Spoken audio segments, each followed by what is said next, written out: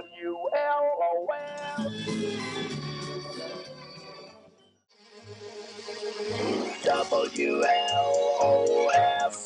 Channel 95. If you were a student in the 1960s in Central Florida, you would have been listening to WLOF Channel 95. That was the top 40 radio station at the time in Central Florida. Am I correct? Absolutely. Yep, that's it. With me is my dad, Jim Ivey, also known as Johnny G, and Dick Camnitz, who is known as Dick Shane. Correct. And tell me how did the names come about? Who picked the names? You first. I guess they came about because they didn't want to change jocks very often.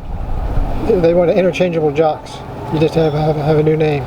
So was there another Johnny G, another? Yeah, there had Dick been Shane? one before me. His name was Johnny Gilbert, and he later on worked in CBS in Los Angeles, I think. Mm-hmm. Did you pick yours, or did somebody else? Did the manager say you were going to be? When they hired Dick me, they Shane? said you're going to be Johnny G. Yeah. Okay. And some of the other guys that were of the same generation of DJ at the time, people like Johnny Sutton, who I believe used his real name. Correct. Yeah. And I think Pat O'Day was someone else. Well, he was Jerry Thompson. He Jerry was the Thompson. second Pat O'Day. The old WLOF studio, where was that located, and what was that like at the time? It's at the end of Ring Road, which was just off of Winter Garden Road. Old Winter Garden Road. Yeah. Very close to Kirkman and Winter Garden. And at the time we were there, Channel 9's transmitter was also in the same property. What would have been your responsibilities at the time besides playing music? Did you do news, weather, and traffic? We all had to do news too. At the top of the hour, we did news, and also I had to do production, to produce commercials. In fact, they gave me the title of production manager, and I said, "What? You're going to pay me more money?" Well, no. I said, "Well, I don't want to do it then." You know, they said, "You had a title." I said, "I can't eat a title." But we worked something out, and I wanted to be a production manager and had to oversee the recording of commercials for use on the air.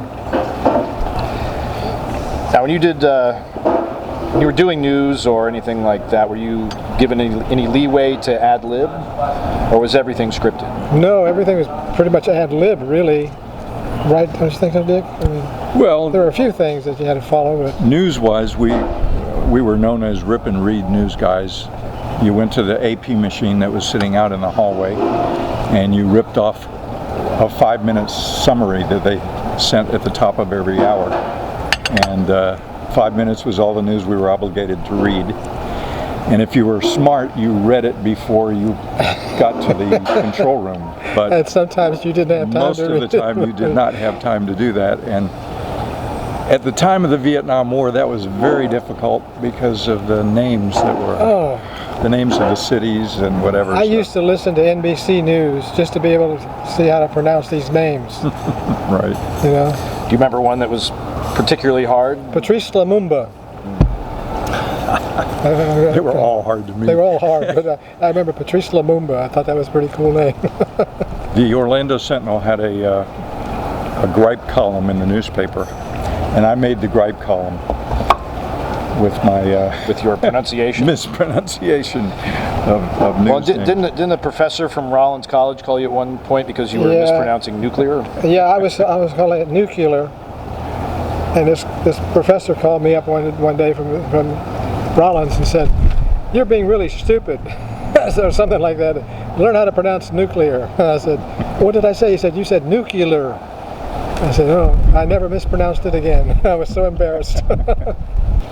We talked earlier about pay not being so hot by the week, so you both had to find ways to subsidize that income, and this was through doing shows on the weekends, or were you doing? Basically, we booked ourselves out to do record hops and stuff like that. So these would have been things like high school dances on a Saturday night. And the funny thing was, when I first started at WLOF, they told me, "We think if you do a personal appearance, you need to charge $35." a personal appearance. And I thought, okay, that's not too bad, I guess. But later on, as I became more popular and more in demand, I was getting so many requests for personal appearances. I was coming up in Christmas time, and I had 2 or 3 bookings at the same time. And I thought, I got to get out of one of these. I'm going to raise my price. So the next person that called me up to do a gig, they said, how much is it? I said, $100 an hour. They said, okay. And I said, that's the new price. That was probably close to what you're making a week at the station. I was making $150 a week at the station, that's salary. Now, what are some of those long forgotten venues? There was the Orlando Youth Center, yeah. And what else used to be around? Well, the Youth Center at McCoy Air Force Base, which I did shows out there several times, and we did a lot of personal appearances for the station at schools. We'd go in and talk to. Right. That's what I was going to show here. There's a, I think this was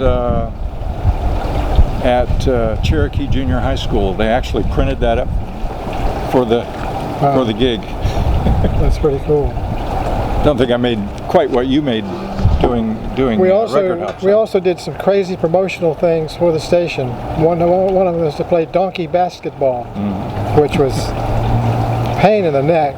They had these donkeys that you would ride on, and you'd go play basketball, try to go from one end of the court to the other and drop the ball and everything. And we were playing against the what you call it, some of the teachers. The teachers, yeah. I mean, the DJs would be on a team with the students and play against the faculty, basically. Right. Okay. And we did a thing one time called Demolition Derby, which our former colleague Bill Vermillion won. We went out to a racetrack out on East 50 and drove these old beat-up cars until you have one that's still surviving, and that's the one that's the winner.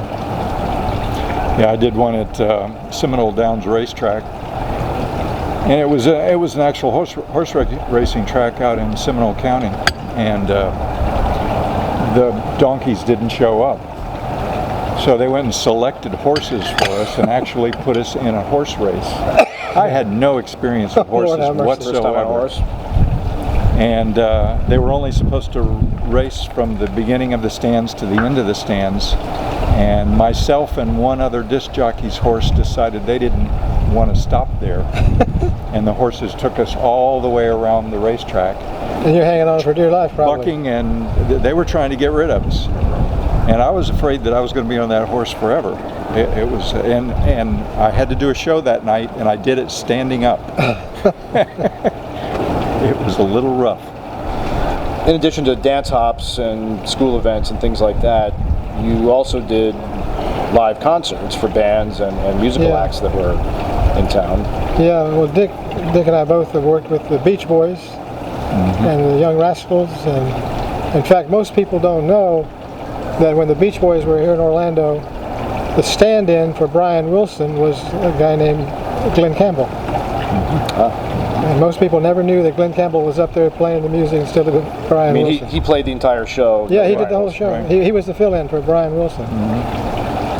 Dick, what were some of the more memorable concerts that you worked back in those days? I worked a lot of concerts. Did the Beach Boys, and there's was that the second time that they came to town or something? The Beach Boys were practically a house band. They were here so many times. I think they did about 5 shows. Yeah, the one I was different involved times. with was their first one. Yeah, that was at Tinker Field. Yeah, I don't know. Oh yeah, I forgot another thing about Tinker Field. But because we had such a large area, you know, you were talking before about different venues. There were youth centers in other cities around, Tavares and Mount Dora and Eustis, Kissimmee. They all had youth centers and whatever that we would appear in as well. And whenever somebody important was coming to town, we would sometimes even go outside of our area to get interviews with them. So this is Herman's Hermits we did down in St. Petersburg. The WHOO were in town 2 or 3 times. And yeah, I did one of those, I think. They did a very poor job of booking them, promoting them, and there were only like 500 people for the first WHOO show in the Orlando Sports Stadium. It was a very cozy group, and Pete Townsend said, "You're a small but select group." So the biggest venue at that time would have been outdoors at Tinker Field. Tinker Field, or the T-Bowl, as it was We did the called Mamas and today. Papas at the Highlight Fronton up in Right. Longwood. Okay. Yeah, that was another. So the one. largest indoor venue back then would have held how many people? A couple thousand, maybe. Couple thousand, yeah. It was about the size of a basketball gym at a high school, most likely. Maybe Most a little, of them a little larger a than little that. larger than that. One of the things about the Mamas and Papas show, that was my first experience smelling marijuana. And what year would that have been? Oh, boy. I'm going to guess 66. Oh, it was a little later than that. A little later? 66 is early for marijuana in Orlando. I don't remember. It was probably 67 or I left LOF in '67, I think. It yeah. was. So that's probably around when it was. Yeah, probably right around there. Well, what was life like at the radio station every day? Was it as fun being there as it sounded like it was? On the Yeah, air? I think so. We were very fortunate to have the management that we had. I've often told people I was at the greatest place to be in my lifetime, but that won't ever happen again. John Rutledge, who was the manager of the station, used to tell us, do whatever you want to do on the air, stay number one, just don't get me sued. That was John.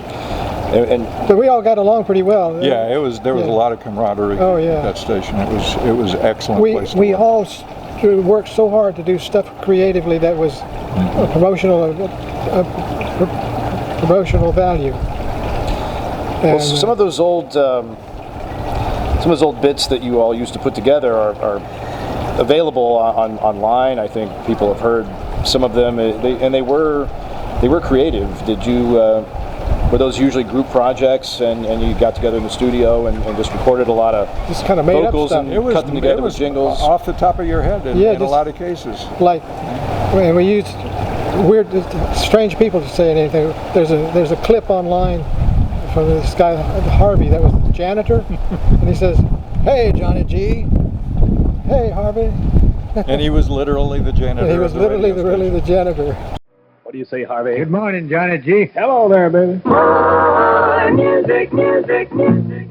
Pulled whoever you could find, whatever you could find, Yeah, throw it in the mix. absolutely. When he was cleaning up, people would start talking to him, and he didn't care whether the mic was open or not. He was this Just talk. elderly guy, and he would just come up and say whatever he wanted to say, and it was so funny that we started recording the bits and playing them on the air. And we had the voice of Tonto saying, "Oh, that right, Kimosabi." And those things would get thrown in just every once in a while. Just all kinds of. We would just throw any kind of stuff. Now, were you allowed to get creative like that with the Advertisers, or was that strictly stick to the script? Well, there was some flexibility there, but and some advertisers wanted you to do the spit, read the copy live to see how it comes out, you know. But a lot of it was pre-recorded.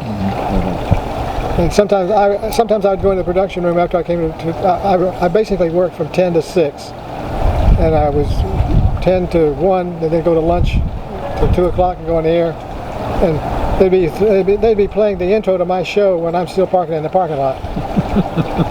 Yeah, as long as you made it by the end of the first record, you were okay. First record. Now, speaking of the parking lot, I've heard rumors that there used to be some competition as to who had the best car at the time. I mean, there was talk of who had the Corvette. Wasn't any competition there. Yeah, I was the Corvette guy. You were the Corvette guy. Yeah. And Dick, what were you at the time?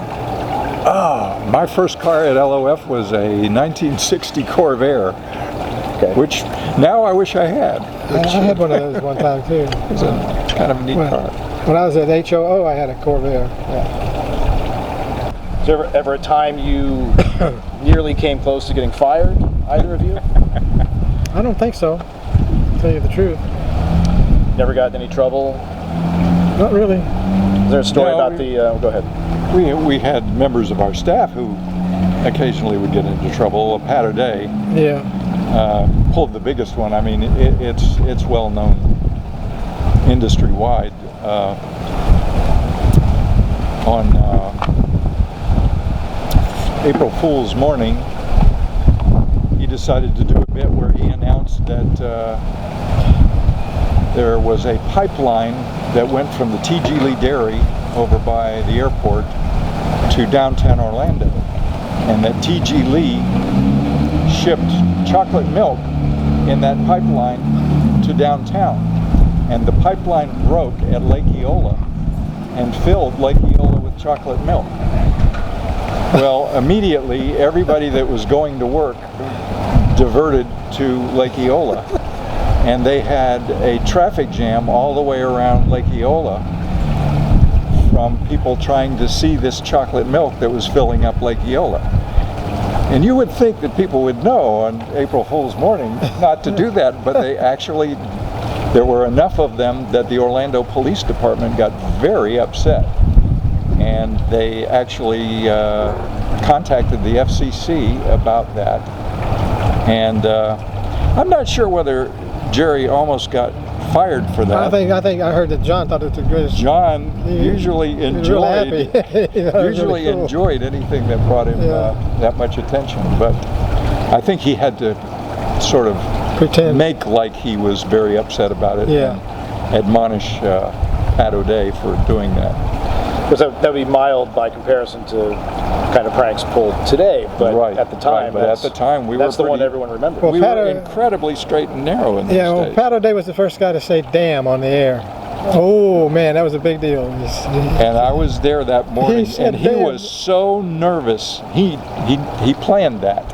He did. Saying one word, he planned it. Wow. And he was so nervous about it, his voice was shaking while he was doing the bit. You know, so that's how straight and narrow we were. What was the context? Do you remember? It was something, you know, something controversial. I don't remember what it was. You know, he was making a statement. Yeah. This was not a time on radio where the talent tended to give any sort of opinion, politics or otherwise. This was straight up. Not usual. Tuned in for music. We were the happy hit paraders. Right. We're having a good time. We want you to have a good time. We want you to keep listening to us. Wow, wasn't that great? A new Wonderful 40 will be in your record stores a little bit later on this afternoon. At that time, was it mostly music with a little bit of talk in between, or was it 50-50, or was it nearly as heavy on the advertising as it became later? Well, I think we were limited by the FCC to have no more than 18 minutes of commercials in an hour. And when we go to work, we would be given a log that had the commercials that needed to be inserted in this half hour. And it was our job to fit those in as best we could. Cougar now on display at Colonial Plaza Mall. Yeah, well, it was important to get all of that in, as well as the contests that you were going to play during your show, and then to try to get as much personality as you could in at the same time. So it was you had to sandwich a lot of stuff in there. And you were basically given a play sheet every week of the top 50, the top 100 at the time? Top 40. Top 40. It was all time. It was top 40. At that time, songs tended to stay on the top of the charts for only a week to 3 weeks at the time. I mean, it was a pretty. Turnover in terms of hits was pretty fast. Yeah, you probably had about a third of your playlist was new stuff, and the other 2/3 older stuff that was still current. And that was up to the music director, and there would be, what was it? It changed from time to time, but there'd be 3 stacks of records, and you would take, 2 out of this one and 1 out of that one, and every other record would be out of this one, depending on what formulation they were using at the time to make sure that the top 10 was getting a good rotation. And sometimes we kind of did stuff to be funny doing the news, because the news was just kind of a throwaway deal, and we'd have things like, that's all the news and you know it, and things like that. Was there any payola going on back in those days that you were aware of? I wasn't getting any. I wasn't either. I always said I was upset about payola. I never got any. Were there ever any rumors that someone? I think Bill Vermillion probably got a few steak dinners. Yeah, from record promoters and stuff like that.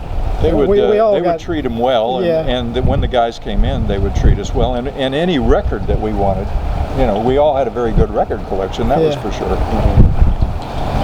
Now, didn't Bill Vermillion have an enormous record collection? That probably huge. Oh, yeah. Probably larger than anyone else's. Absolutely huge. But he was a he had been into music far longer than he had been at LOF, and he was into jazz and country, and he was into all kinds of music. So it wasn't just that he was collecting the type of music we were playing, but he had a wide variety of taste. And sometimes us disc jockeys would disagree with some of the records he put in the control room. I don't like that record there. Well, you got to play it. No, I'm not going to play that one. I said, it's stupid. You would disagree with what, the station manager or? No, the music director. Music director. Yeah, Bill. He wanted to be Mr. Hitmaker. He made the song.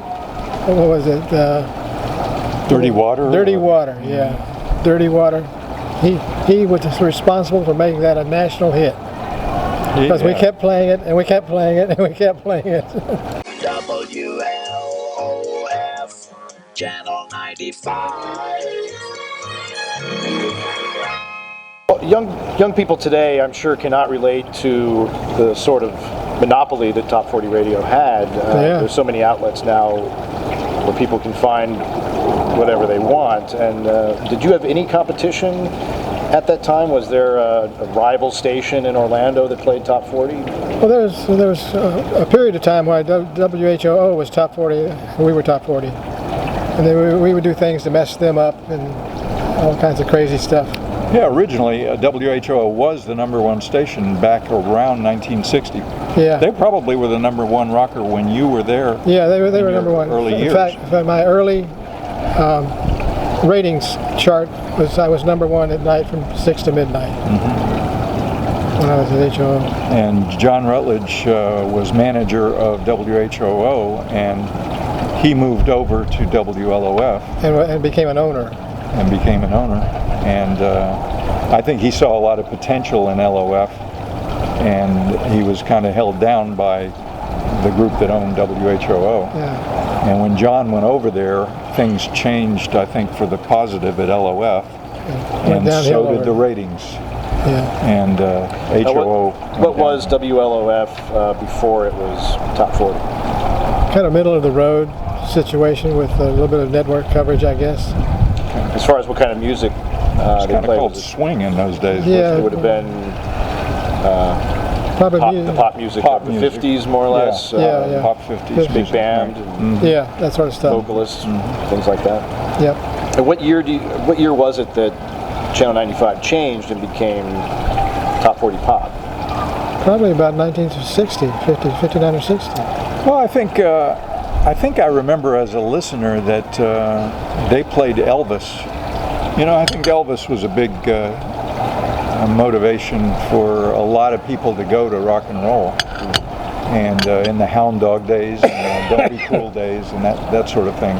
And I think LOF was playing Elvis back in what would that be, 56, 55, something like that. You're right. But it was part of the pop music.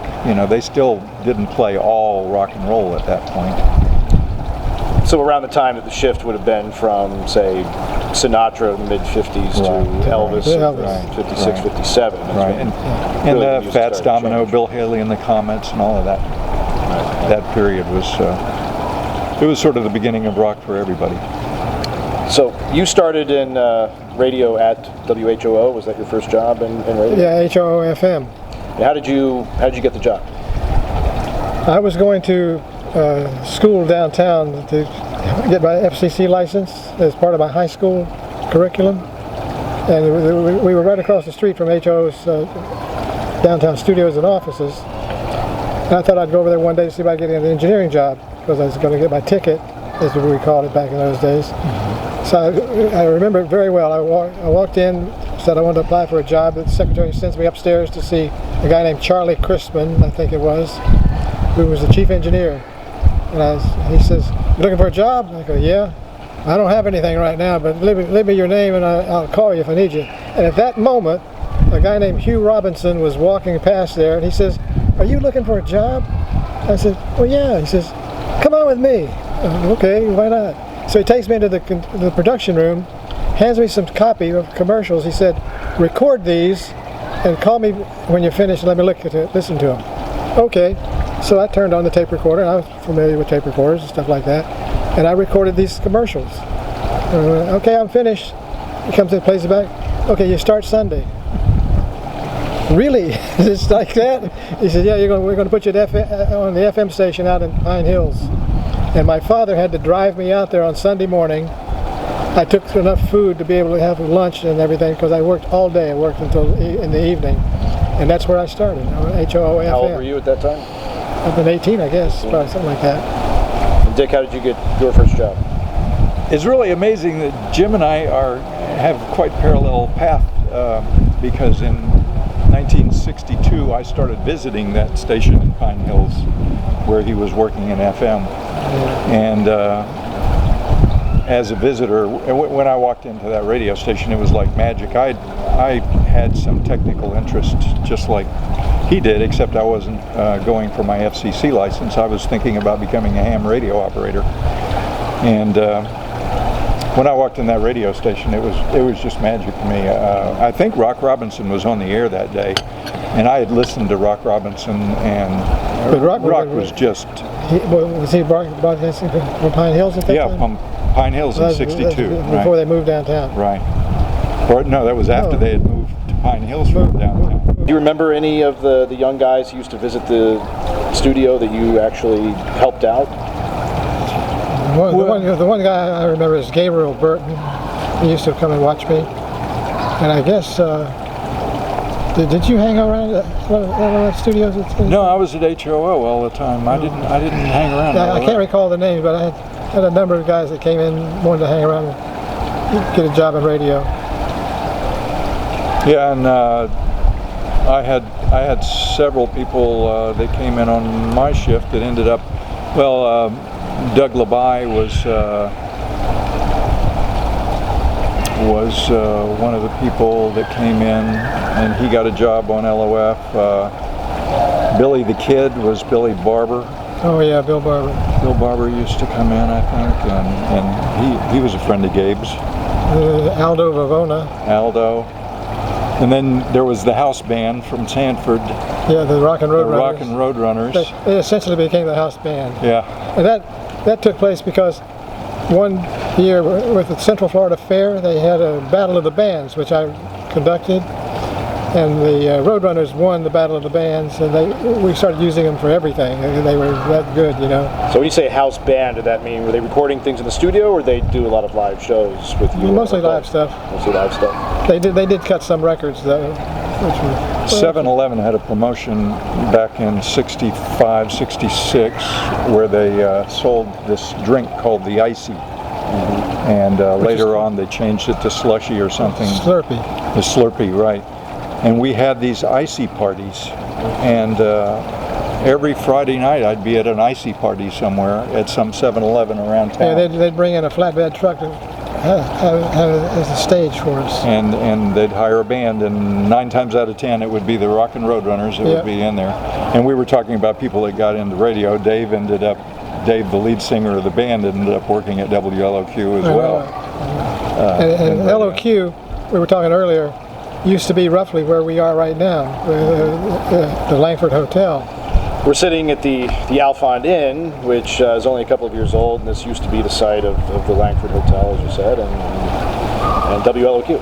And WLOQ was an interesting situation too, because John Rutledge liked the way I cut certain promos and stuff like that. I think I'm the only guy that John Rutledge ever paid talent fee to for cutting commercials.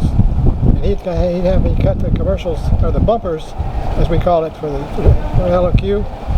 Even after I got out of radio, he would still call me and say, "Johnny G, come over and cut some more commercials for me for LOF."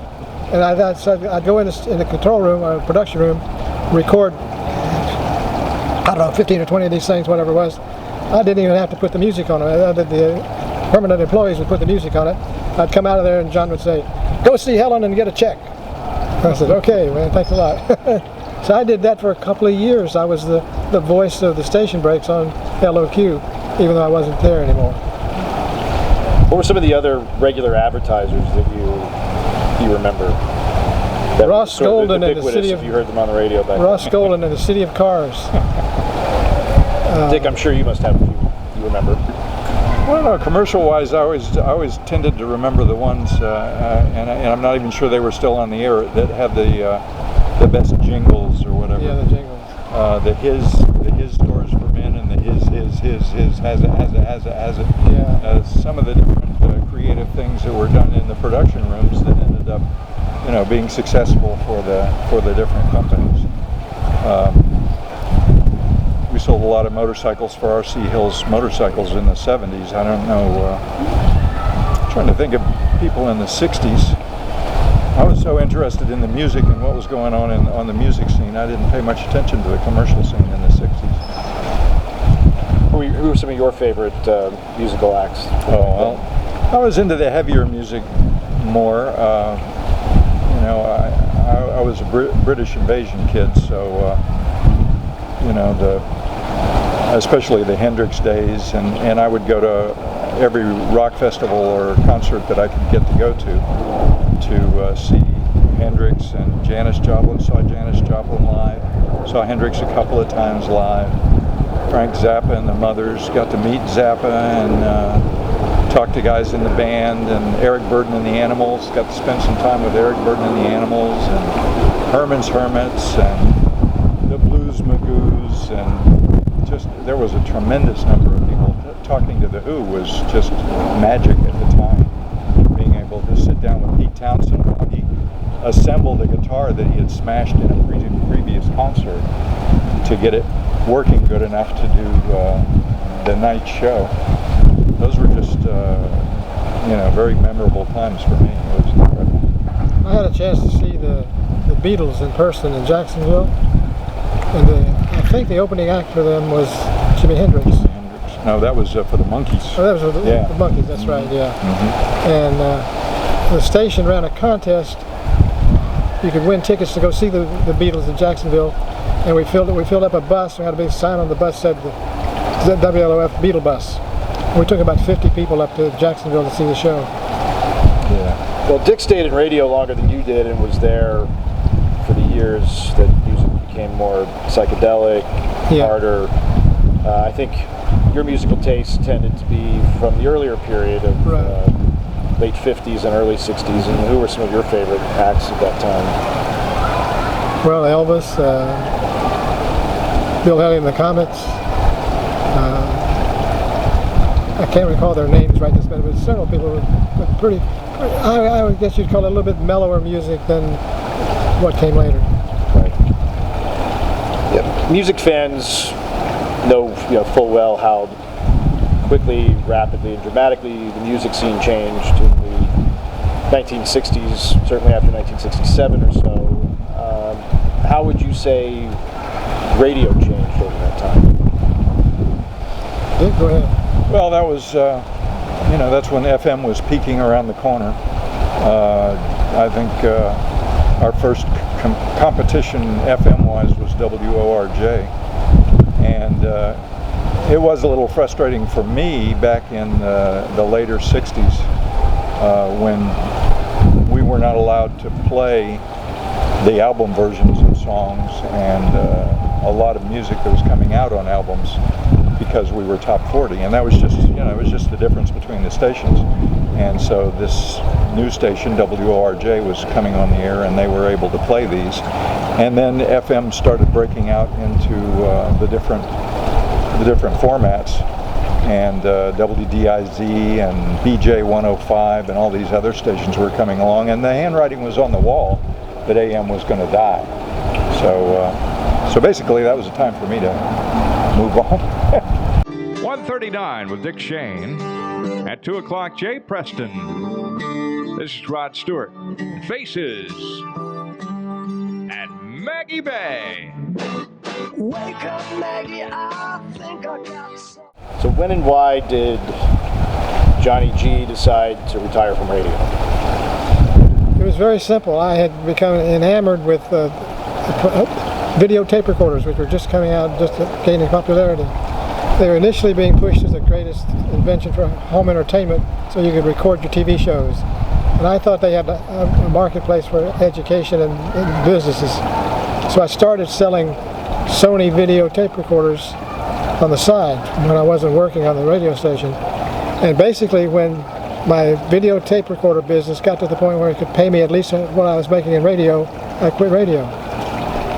And that was 67? I think 67, yeah. Dick, how long did you stay in?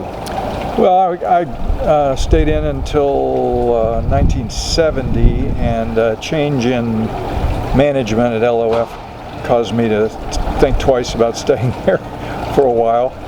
And I moved to another radio station, and I really wasn't happy at that station. And as a matter of fact, Jim picked me up at Videx whenever I lost my job at WABR. Oh, really, I don't remember that. You had a little operation in the back room that you said you can work here until something opens up at Magnetics. And Magnetics Corporation intrigued me because I was always into technical things, and I was interested in studio recording and the recording process. So I kind of decided to head for something that looked like it had a little more future for me.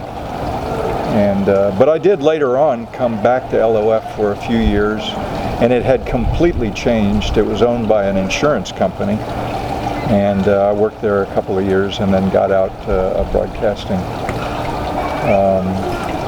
to go into another technical oriented business, and moved on eventually into even more technical, working for Martin Marietta. Stayed there for 26 years, so got a fairly decent run out of that deal. And now you're pleasantly retired? Yes. Enjoying it immensely. Well, I'm sure you're still a man about town. You've been here a number of years, and you're well known. You know a lot of people, I'm sure, and devote your time and energy to other interests. Yeah, I do a lot of volunteer work. Of course, the internet takes up a lot of my time. I enjoy history. I've because my father was with the Orlando Fire Department, I've always enjoyed the history of the Orlando Fire Department. So I've worked, when they opened up a fire museum in town, I started working closely with them, and I have volunteered with them since 1985. They opened. I think I started volunteering in 1990.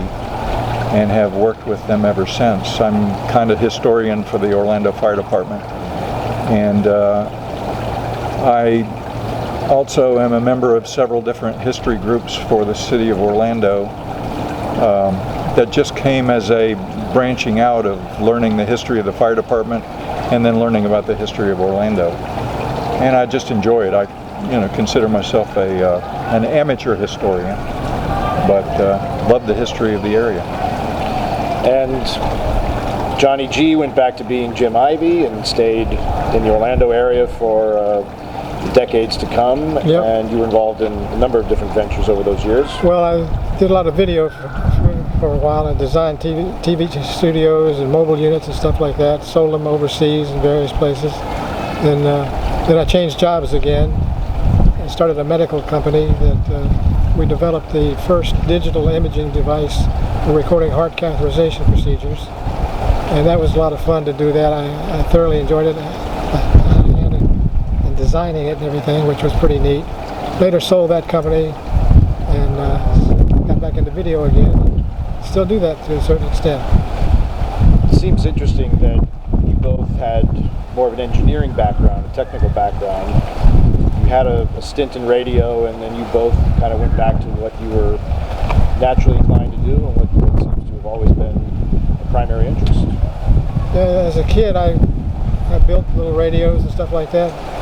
And then I also worked at Channel 9 as a booth announcer. And a lot of times while I was working on Saturday night, I'd be building a heat kit or something on the side while I didn't have anything else to do. You were one of the only people I knew that took on the challenge to build a television set from Heathkit. Yeah, I built a color TV set. I'll never forget, the thing cost $349. That's back when a commercial color set would cost you about $1,000 at a Bill Bear's appliance store. And I saw this thing advertised on the Heathkit magazine, said, coming soon, a color TV you can build.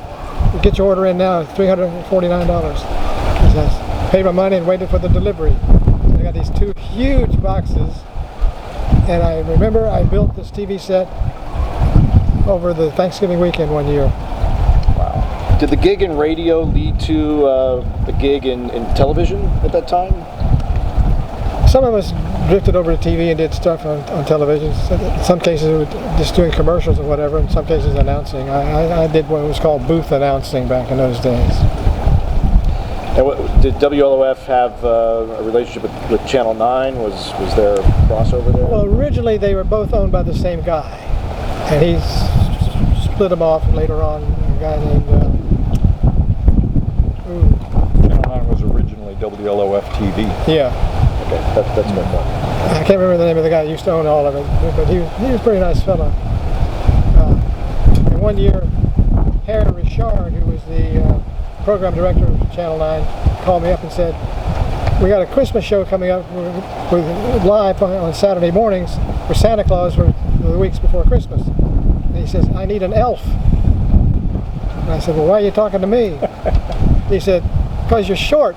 Because that's another thing they did at LOF. They teased me. They called me Short Legs. Hey, Short Legs. Yeah. Johnny D was my nickname. So Harry told me that he didn't have much of a budget. It was going to be, he could pay $20 for Saturday morning live TV. I said, "I'm not going to get out of bed for $20. What are you talking about?" So I forgot about it. So a few days later he calls me up. He says, "Jim, I still need an elf really bad." It's like 4 or 5 days before Saturday. I said, "What are you paying today, Harry?" And so he came up with some more money. So we went through this 2 or 3 times. I finally got him up to the $100. He says, "I got no other budget. You're taking my whole budget. You take the whole $100. I said, "Okay, that's cool."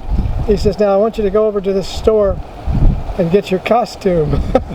I didn't realize I had to wear this costume. It looked like a court jester, you know, with leotards, and I mean, it was unbelievable. And I decided to get dressed at home and drive to work on Saturday morning so I could sleep a little bit later. So I would put on my costume at home, get in the car in my Corvette with the top off, and so I'm driving down the road heading to Channel 9. I'm stopped at a stoplight. Up next to me pulls a big truck from Orlando Utilities. These guys are there going, they're looking at me and they're going, "My God, it's a grown man." I said, "Right, guys." So that was where your TV career began and ended as an elf. Yeah, and on Channel 9. I had to do commercials and live commercials, and this one kid was giving me a hard time, and so I had to ride out on the set on a bicycle, and this kid kicks the back tire as I'm coming out on the set. I'm wobbling all over the place, and I was standing there doing my opening bit, and they're shooting me from about the waist up on camera. And this little kid comes up to me and he's pulling on my costume. He says, "I gotta pee." And I remember taking my hand and putting it on this guy, the little kid's head, pushing it down like this. I said, when they cut off, I said, "Somebody get this kid to the bathroom." Dick, did you ever do any TV? I felt, well, I started out, we had a junior achievement television show at Channel 2 when I was in high school, and I got involved in that.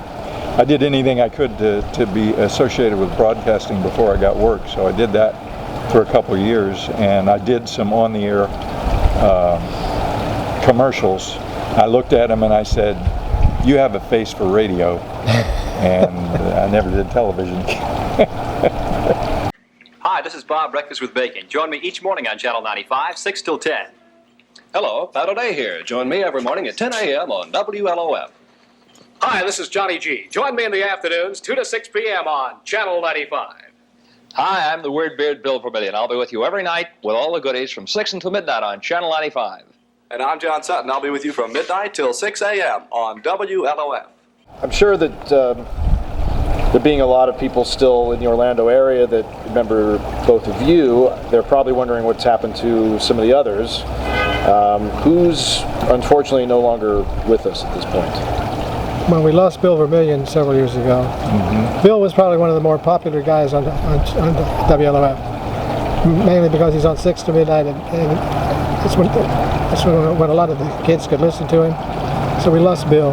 And he was probably there as long, if not longer, than anyone else, am I correct? Yeah. Right, yeah. Right. He and Pat O'Day, the second Pat O'Day, were there for a decade. Probably. Yeah, that's true, yeah. What do you remember about some of the other guys? There was Johnny Sutton, there was Bob Breakfast with Bacon, We mentioned Pat O'Day. Who else was part of that? Well, that Cal team Hendricks back then? was Sir Arthur Knight on the air, and he's now a successful author and runs some kind of self-help or motivational Colorado kind of thing, or now. something. No, he's in California, I believe. California. Yeah. And so he's still around, and Bill Taylor, we just lost recently. He had purchased a radio station out in Arizona, and he was just so happy. It was a small station out in the middle of the desert, and he was just happy running that radio station. He was Mr. Broadcasting, and I hated to hear that he had passed before he got a chance to come back and visit. Ken Bouton was a young guy. Some of the guys passed away far too Ken young.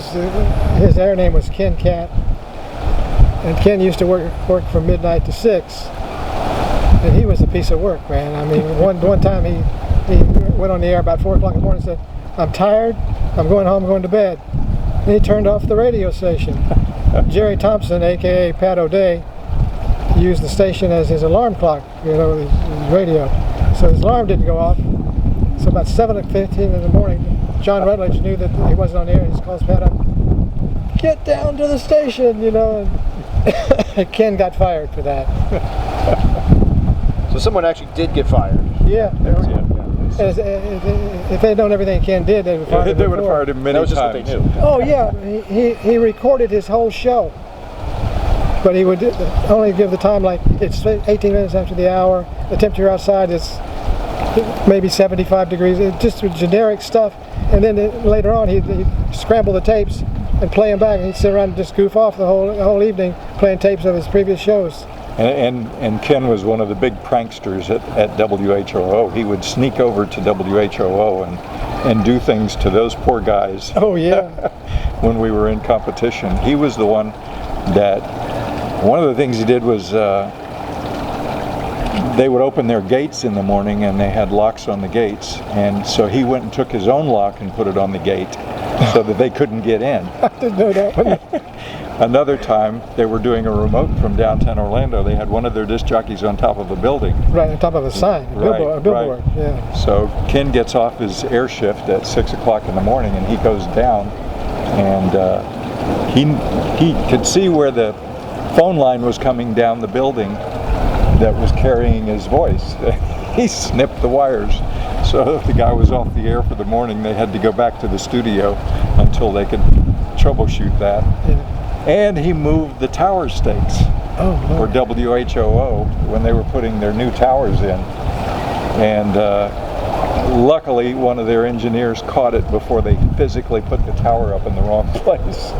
And was it known at the time that he was the culprit? Most of the people that couldn't get him arrested knew it. And one of the things he did, we had these stickers that said, "Channel 95 secret agent was here." And we would stick them all over the places we went.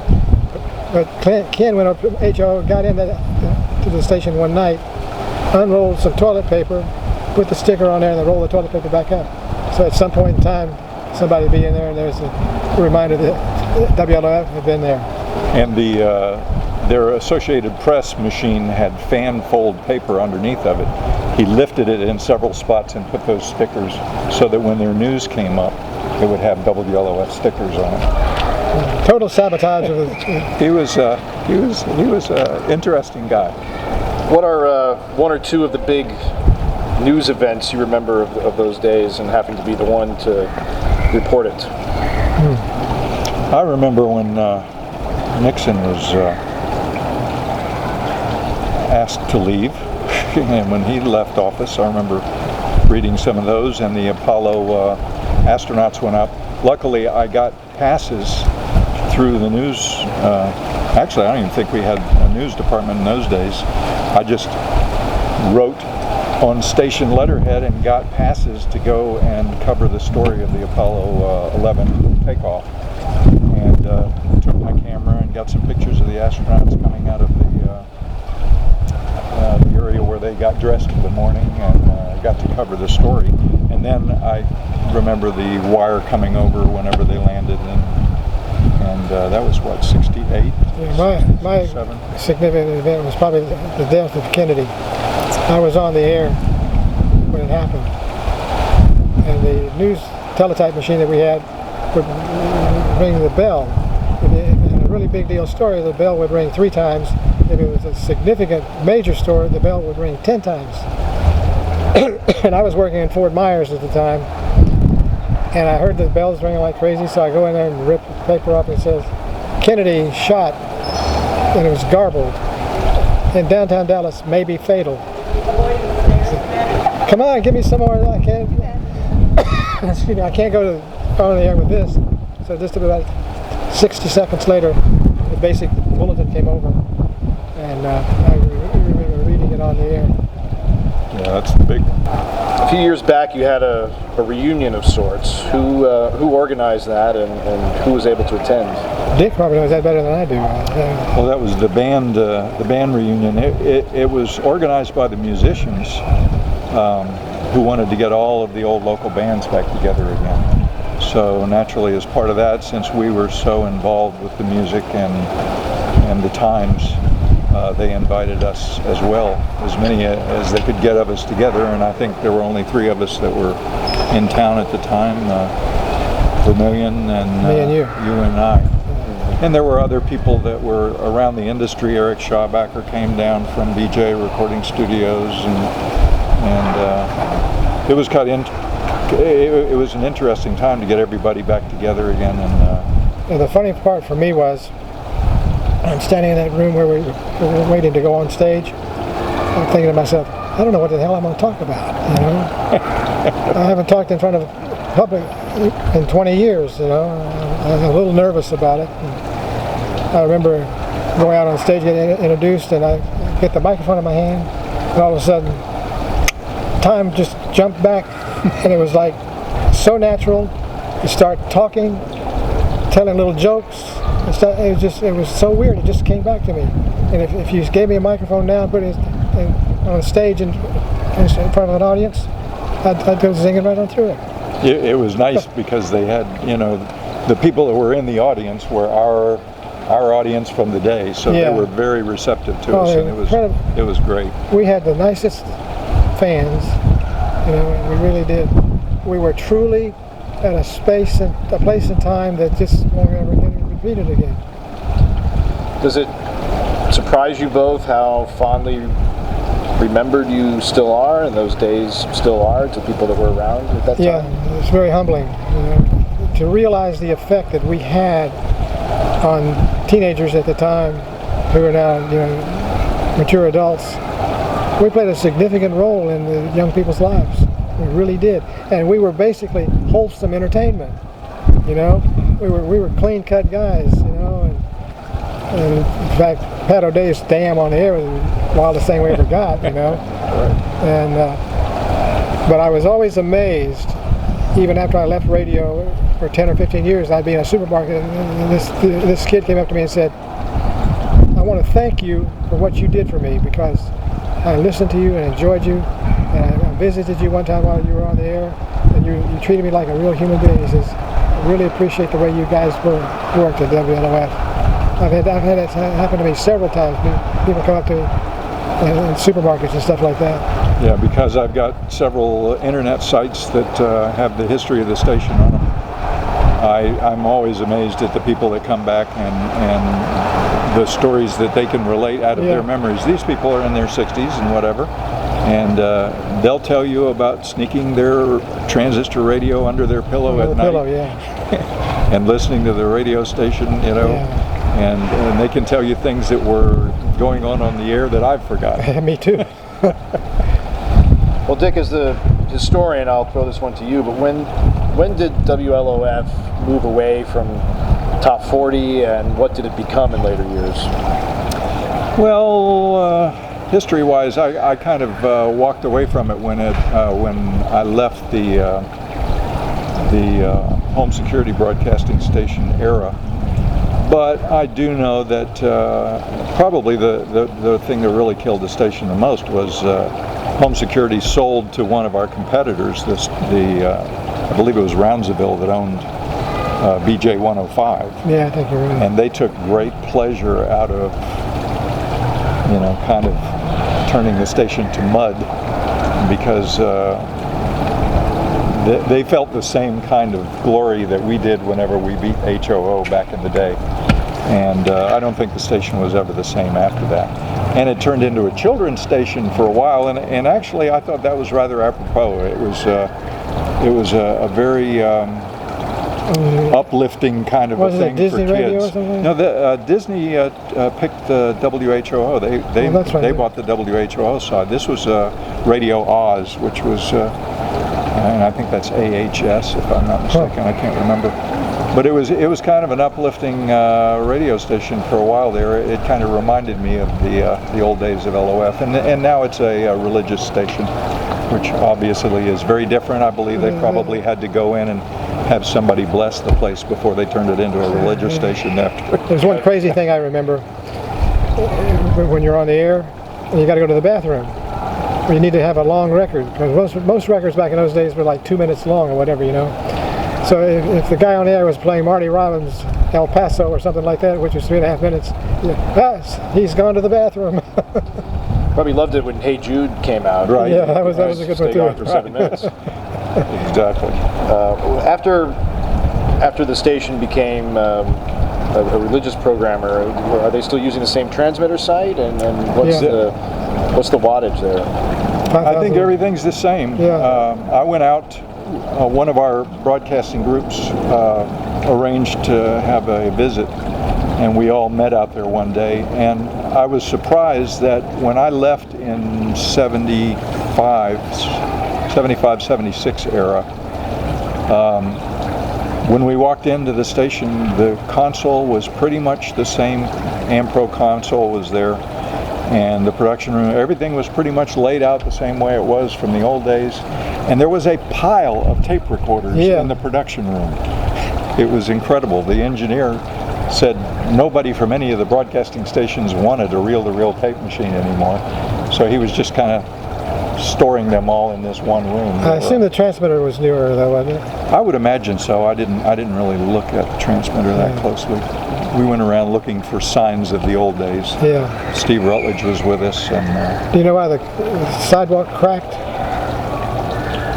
One time the modulation transformer that died.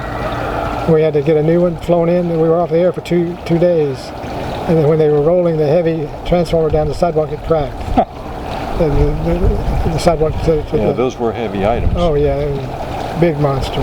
In closing, what are some of the things that stand out from those years? If you had a favorite memory or two, what comes to mind? For me, it's the enthusiasm and the regard with which our listeners held us in. I was always very humbled by that. Yeah, I think it was the camaraderie of working with a team of people that, it was a combined creative ball there. Yep. It was really incredible. As a matter of fact, we did another interview where someone wanted us to pinpoint the person that was responsible for LOF's success at the time, and I can't say that it was one person, it was everybody. Jerry was good at certain things. Johnny Sutton was good at incredible production, and I did a pretty good job with basic commercials and stuff like that, and promoting myself, which was also promoting the station. And you had guys like Bill Vermillion, who would never have a commercial ready to go with the records running out. He's back here fumbling. Well, that was so-and-so, and he's fumbling to get a cartridge out to put in the tape machine to play a commercial. He was clicking and clanking. And Jim was like the anchor for the radio station. The kids would come home from school in the afternoon, and if anything was going to happen in Orlando that was, something that you wanted to hear about, they always had it on your show. It was always announced on your show in the afternoon, and he was kind of the anchor for the whole group. And it was just a group effort, and it was great to be part of. And how did you see your role in that group? I was just a kid having fun. I really enjoyed every bit of it, and the music was my main interest, and going out and that was part of our success as well was going out and being amongst the people and communicating. We weren't announcing to, we were communicating with, and we, were constantly talking about what was going on in the community. And that's kind of what's missing in a lot of places people today. would say to me, when you're on the air, you sound like you're talking to me. And I said, well, I don't think of talking to the mass of people. I picture one individual that's listening to me, and I'm talking to that person. And people reacted to that. So if you had to say that, pick a way in which the broadcasting world in Orlando, or maybe at the local level in general, has changed in the decades since, would it be that? Would it be the? It's all formula stuff. It's not as personal as it used to be. No, very impersonal. No, you can't program from a satellite because the people in each individual community are all different, and you can relate more if you can talk about the town and what's going on in the town. Yeah, they try to make that a little more localized with inserts in the syndicated programming. It's not the same as being there. Well, we'll wrap it up there. I hope that this has been entertaining and informative to your fans that are still out there and still remember you and the other guys. We like you guys. Anything else you want to say before we wrap it up? No, enjoyed this. Okay. Great. Well, thank you both for sitting down. Sure. You got it. Okay. Channel 95.